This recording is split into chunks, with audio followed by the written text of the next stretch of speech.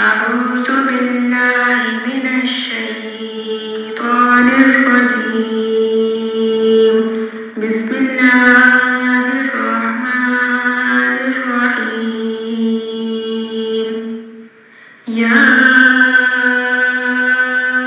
أيها المزمل قم الليل إلا قليلا نصفه أو انقص منه قليلا أو زد عليه ورتل القرآن ترتيلا.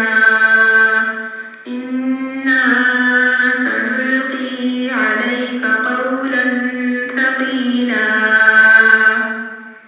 إن ناشئة الليل هي أشد وطئا وأقوم قيلا. إن لك في النهار سبحا طويلا. واذكر اسم ربك وتبتل إليه تبتيلا. رب المشرق والمغرب لا إله إلا هو فاتخذه وكيلا. واصبر على ما يقولون واهجرهم هجرا جميلا. وذرني والمكذبين أولي النعمة ومهلهم قليلا. إن لدينا أنكالا وجحيما وطعاما ذا غصة وعذابا أليما. يوم ترجف الأرض والجبال وكانت الجبال كثيبا مهيلا. إنا أرسلنا إليكم رسولا شاهدا كما أرسلنا إلى فرعون رسولا.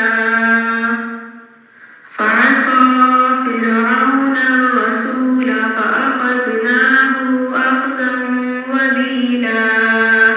فكيف تتقون إن كفرتم يوما يجعل الولدان شيبا. السماء منفطر به كان وعده مفعولا. إن هذه تذكرة فمن شاء اتخذ إلى ربه سبيلا. إن ربك يعلم أنك تقوم أدنى من ثلثي الليل ونصفه وثلثه وطائفة من الذين معك والله يقدر الليل والنهار. علم أن لن تحصوه فتاب عليكم فاقرؤوا ما تيسر من القرآن. علم أن سيكون منكم مرضى وآخرون يضربون في الأرض يبتغون من فضل الله وآخرون يقاتلون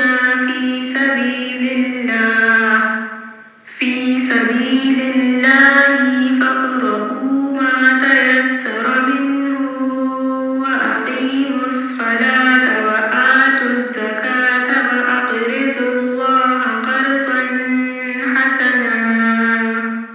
وما تقدموا لأنفسكم من خير تجدوه عند الله